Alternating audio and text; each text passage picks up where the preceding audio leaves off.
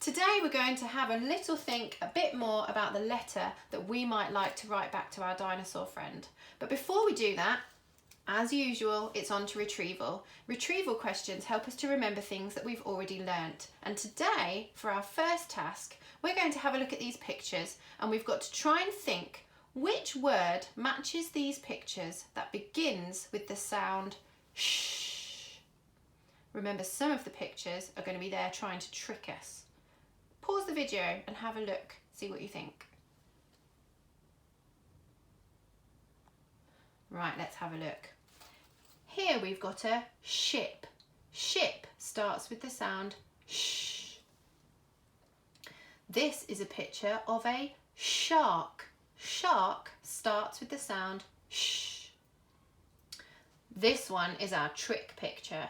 This is a bear. Bear does not start with the sound sh. Here we've got a movie character. This is Shrek. Shrek starts with the sound sh. And here is a pair of shoes. Shoes starts with the sound sh. On to our next challenge.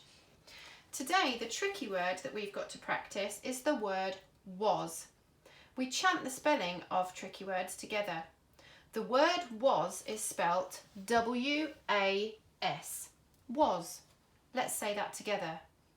The word was is spelt W-A-S. Was. Try chanting it at home.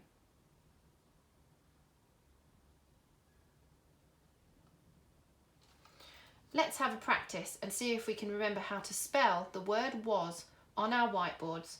At home you can use a piece of paper or anything that Mummy or Daddy says it's okay to write on. Oops, wrong thing. Okay, let me remember. The word was is spelt W-A-S.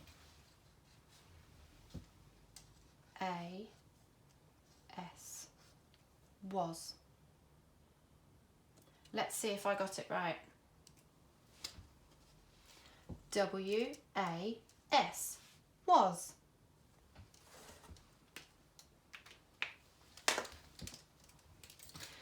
Here we can see a sentence, and this sentence includes the tricky word we just practiced. Here is the word was.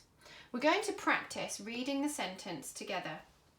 The first word here is a tricky word. This is the word she. We already know the next word, that's the word was. So far we've got she was. Can we read that together? She was. This word is a fairy word. We can sound it out. In. She was in. Let's do it together. She was in. The next word is another tricky word, the. Let's read it together.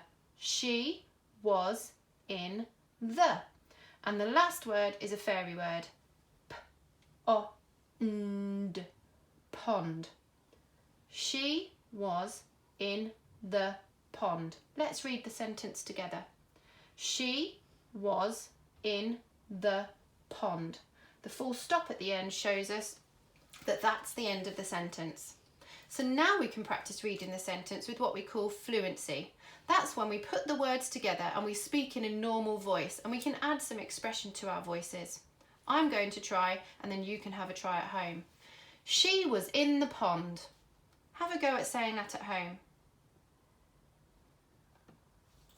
Our last retrieval task today is to have a look at this picture. When we do this, we see if we can create the longest sentence we can think of to describe what is happening in the picture. We always start our sentences with I can see a. I'm going to have a turn first.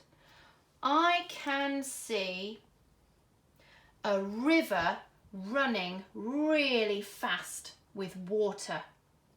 What can you see happening in the picture?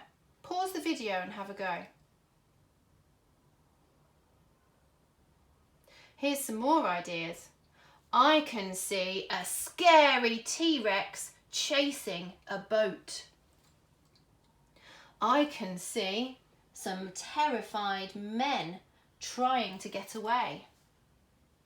I can see water splashing from the dinosaur's feet. For our knowledge today, we're remembering about question marks. Remember our example sentence, are you hungry? The question mark comes at the end of a sentence. A question mark shows that a question is being asked. Let's say that together.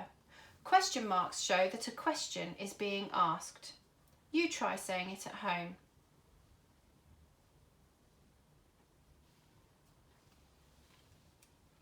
Remember the letter we received yesterday from the dinosaur? Let's have another look and remind ourselves what it says. Dear children, my name is T-Rex. I met you at school. I was happy to meet you. You had little legs and big eyes. And here he asked us some questions. Do you eat plants? Do you hunt animals? Yours scarily, T-Rex. And look, he even put his paw print on there so that we knew that it was him. I think we should write a reply to the dinosaur. I wonder, what questions would we like to ask the dinosaur?